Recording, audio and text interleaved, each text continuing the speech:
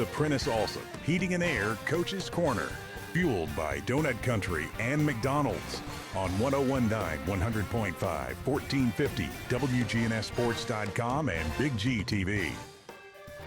Good morning and welcome back to the Prentice Allsup Heating and Air Coach's Corner. This segment brought to you by Ideas Tees. They'll be happy to help you fulfill all of your imprinted apparel, embroidery, and advertising specialty needs. Find out more at ideastees.com. Floyd Walker is with us this morning. Eagles flying high on a Thursday night.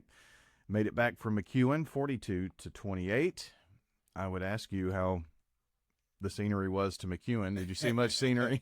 No, because of the time change. It's dark when you're traveling that way, so we didn't see much. But it's one of those deals we're kind of familiar with the Dixon area because when the playoffs start, we normally head west and we stop in Dixon. So that was a little bit of a familiar trip for us. Well, you head west. You're going to head further west. We're going to talk about that later. But playoffs are different. I've gotten 5 texts from people this morning already that have asked, why is so-and-so already playing so-and-so? This is only the second round of the playoffs. And a lot of people don't realize that there were changes in the way the brackets were put together. TSSAA decided to change it up, go to a format where they say that it benefits winning or puts a premium on winning, and it does, and it gives you an opportunity to see a little bit more of different opponents across the state. Some people will like it, some people won't like it. It just involves a lot of travel when you're not a 1 seed. If you're a 2 or 3 or 4, you could see a lot of the state of Tennessee. If you are a 3 or a 4, it's going to be hard to even get a home game. Oh yeah. Unless some upset takes place. Right. Some upset takes place. That's an opportunity for you to see it. I mean, to host a home game, but. We were hoping that happened, but it didn't. So we'll load up and we'll head to Memphis. Well, let's talk much more about what happened with McEwen here first. First of all, you had another thing to battle this week, and that was the weather. And what was it, week 3? I think we had some weather delays. But thankfully, usually when they happen, it's several weeks of weather delays. Right. We only had it once in the regular season. But Friday night, last night, it was forecast very well what was going to happen, almost down to the hour that it was going to start, and it was going to cause problems for high school football. So a decision was made. You have nothing to do with that decision being the road team, though, do you? No. It's just one of those deals to where, well, in a roundabout way you do, because both teams have to mutually agree to do. Oh, okay. Okay, so that's what ends up happening. And Coach Andrews over at McEwen and I, we spoke on Tuesday, and we talked about the projected forecast, and we both agreed to try to move the ball game. He got with TSSAA, the officials, his administration. I got with our people, and it worked out, and thankfully it did for us. Well, I know that there are some county teams that tried to do that, but the host team was not mutually agreeable to move.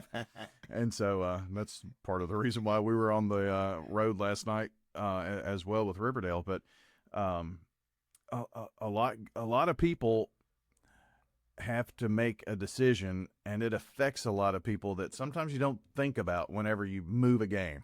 Oh, hey, when you start moving, you start looking at everything from, if you're traveling, you have to start looking at everything from, can the officials make it? Can you get transportation?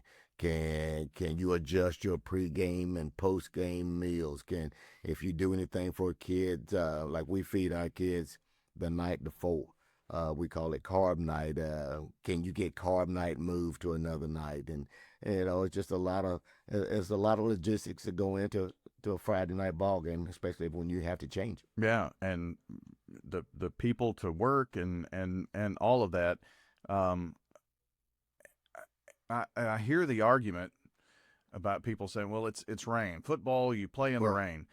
It's not the rain that's the problem. It's the lightning. It's the lightning. It's the safety. It's a safety issue. Right. It's a safety issue. And the thing about it is that when you get to this point in the season, what you want, if you are a coach or if you are a player, is you want the best conditions to give your team an opportunity to be successful. You don't want, if you are somebody who's going to throw the ball, 20 to 30 times. You don't want to play in a downpour. If you're playing a shotgun snap, you don't want your center to have to handle a wet ball. It's just That all those enchanted factors kind of forest go is into stunning. it. So you Keep want your it to eyes be peeled an for hidden ideal secrets. situation. What's your for both strategy parties. for that You also lurking have to think goblin? about from the aspect of long lightning delays. Right. And, of course, when this happened in week 3, there were some games that had to come back and finish up on Saturday. And so you don't want that kind of a situation, especially since we're making some very big road trips now. Yeah. You don't want anything like that because, again, you get into a lot of different moving parts of it, and getting those parts worked out where people have already had other things scheduled will kind of throw a loop and a wrench into everything too. So, And the PSSAA wants to know who's playing the next week too. They want it done. Yeah, because they got to schedule officials for those locations. So it's one of those deals. The earlier you can make a decision, the better off you are. But when it comes to all these other type of stuff, I mean, you can't do anything about Mother Nature, but you can watch forecasts and you can try to get ahead of it. Well, I know that's such an extra thing to think about. I mean, it's not just load up on the bus, get off the bus, and go play, especially if you're the host team. But I'm not so sure that our playoffs are set up to really be advantageous for the host team, other than you get to have the game at your place because of the way things are kind of divvied out and all that. But you make more money going on the road. Well, it costs you more. I mean, the way the traveling is now, I don't know if you're gonna make enough for your expenses, but it is what it is. Yeah. Okay, and then we can sit here and we can philosophize everything all we want to do. I do that with you for some reason. I don't know. Oh, there you go. Thank you. I appreciate that. But I mean, at the end of the day, the thing is, your kids have an opportunity to chase a championship, and whatever you have to do, whatever you have to provide, that's the end goal. You want to put these kids in the best opportunity to where they can have an opportunity to be successful.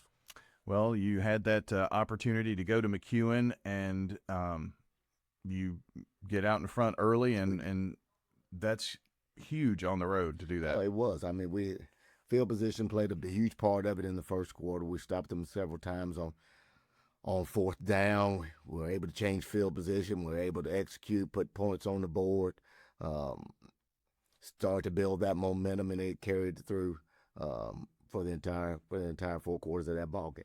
SRM Concrete solid performer this morning. Benton Fox, 7 of 9, 90 yards, had a touchdown, rushed for another.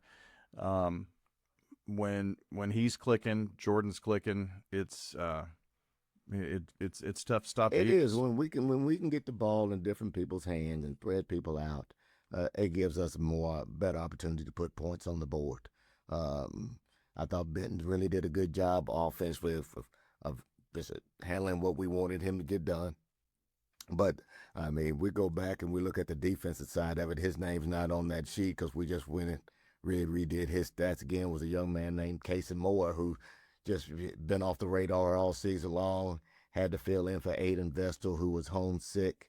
And that kid ends up with 11 tackles, I think 6 tackles for loss, caused a fumble, had 2 sacks, just had a phenomenal night. And, I mean, he was just bouncing up and down the hallways yesterday. So when you see a kid have a night like that and is able to just really be proud of the work that he's put in and the patience that he's had. So you're really excited for him, and I think our whole ball club was. Well, I was going to mention him because I had not seen his name a lot, and sometimes you have to bide your time. I mean, all those things that you coach, next man up. Right. This is truly a next man up situation. Oh, it was, and you watch Casey every day. He comes to practice. He comes to the weight room. He busts his rear end. He's got a smile on his face, and that's just proof that, hey, if you'll just always be prepared. If you always are prepared, when your opportunity comes, you take full advantage of it, and he did a phenomenal job of that. Defensively, what did you see from McEwen going in? What was kind of the game plan to stop them? Because they scored 28 points, but they didn't score a lot until maybe later in the game. You have to stop the run. They're big, they're physical. Coach Andrews does a phenomenal job of having his offensive linemen come off the ball. They know their scheme extremely well. The backs run behind their pads. They break tackles. They're not easy to get on the ground, and we knew it was going to be a challenge for us. Every time we go into a ball game, we're probably a little bit undersized from a line standpoint, but we just knew we just had to make sure we took care of our gaps. People rallied to the football. I was listening to a broadcast since there were a lot of games on Thursday, and I didn't have one. And the broadcast crew, they did a lot of belly aching about a lot of things, but one was, our kids are so much smaller, and the other team was making football plays, and they thought, well, they said something like, our kids are so much smaller, these are bullies, blah blah blah. But when you're the smaller team, and that opponent was the smaller team, you can't make up size but so much. How do you do that when you take on a team that's much bigger? You just have to do your job. If you have a gap, you try to protect that gap as best you can. And if you'll just try to do what you're supposed to do and you give effort, you got an opportunity. You can overcome the size differential. Yeah. And a lot of it is just technique, fundamentals, and alignment and assignment. And if you can do those things and not try to do too much, just do your job to the very best of your ability, and just be who you are. You've also got to trust that man beside you. You do. And that's one of those situations where you have to understand what you do affects the other 10 people in that particular phase of football. So if I'm a defensive lineman and I'm responsible for an A gap, then I've got this A gap. And if I'm a linebacker and I'm a B gap player, then I've got the B gap, because if I don't take the B gap and the ball hits, then I just let down 10 other people. We're talking with Floyd Walker this morning, the Eagleville football head coach. Let me mention a few more players. A fumble recovery for a touchdown for Cooper Grant in the game. Grant Cooper. Grant Cooper. Yep. It was like 2 a.m. this morning when I finally could go to sleep thinking about. But anyway, Grant Cooper. Right? Boy, I'm telling you. And TV, gosh. I could have wrung that guy's neck when he walked out there the last time. But anyway, so you had a great defensive game. Jonathan was Jonathan. He was. He's been solid and consistent for us all year. Him and Thomas Solomon both. Yeah. So we're extremely happy and fortunate that we have him on our ball club. And had some things like a fumble recovery. I think Jordan had a block kick. He blocked the extra point on the conversion like that. Yeah. So when you have things like that, I mean, you continue to build on that. Obviously, the win 42-28. You play on a Thursday. That's a short week. Then you have a longer week, but you had no idea who your opponent was going to be until last night. Until last night, about I don't know. You try to track scores and find scores, and then you finally found it. And it was 30-0 at the half. So you kind of knew somewhere around the 8:30 who you were going to have and where you were going to end up going, and you start spreading the word on that, and then you start getting in the film late last night or early this morning, and you start trying to break that down and start trying to formulate a plan, and then you start thinking about travel logistics. I mean, buses, where you going to eat at on the road, or are you going to do a walkthrough, and all those things, and I'll spend some more time on that today. Yeah. So you've already done the laundry, maybe. Did you do that yesterday? Or well, we played on Thursday. We got that done. We got that done Thursday night and Friday. Okay. So yeah, that's done. So well, that helps you. That gives you a little leg up on getting some other things done. Right. You're going to watch a lot of film, I'm sure. The next opponent is Memphis Middle College, and that's weird to even say in your high school team playing Memphis Middle College. I've never heard of this team before, but they're pretty good. Yeah, I've never heard of them until playoffs rolled around. You start looking at the projected matchups and everything. So, but we'll do our deep dive into it, and we'll see how we stack up. We'll see what they do, how we need to attack them, and I'm sure our kids will be excited about playing. Well, for those of you who wonder where Memphis Middle College is, just think Memphis Middle it's in the middle of Memphis. At least the school is. We still don't know where they play necessarily. Right. Yeah, I got to work on that too. So a lot of stuff got to go on between next Friday. A lot of times, especially in Memphis, they have kind of like city facilities or something where they go and play in these county schools and things like that. Not every school has, and most schools actually in that area don't have a football stadium on their campus, so they kind of play at different places. So I'm sure you'll get all that information out to everybody. Yeah, we will. We'll get it out to everybody, and as soon as we find out about it, and we'll get back to work on Monday on it. And I'm hoping a lot of folks will head out and support the Eagles.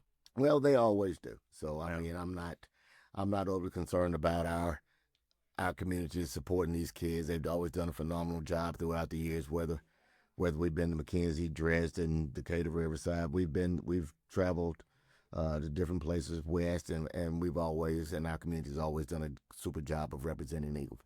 Well, I'm hoping that it's Dresden or Fayetteville that you get to play the next week after that. So either way it goes, we'll probably be on the road again. Looking like it.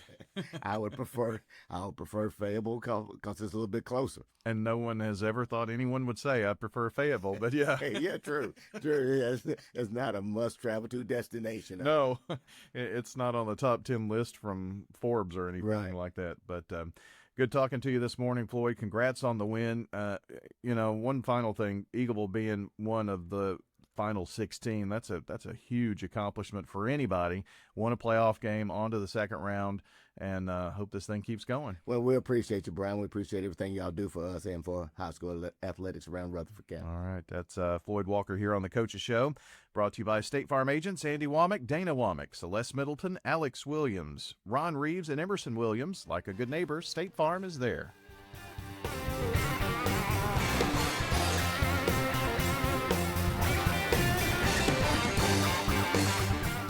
Here's Dave Gober with First Mortgage, a department of First National Bank of Middle Tennessee. Just like under the Friday Night Lights, winning takes teamwork. And when it comes to buying a home, I'm here to be on your team. From first downs to first homes, I'll help you move the ball forward, and the loan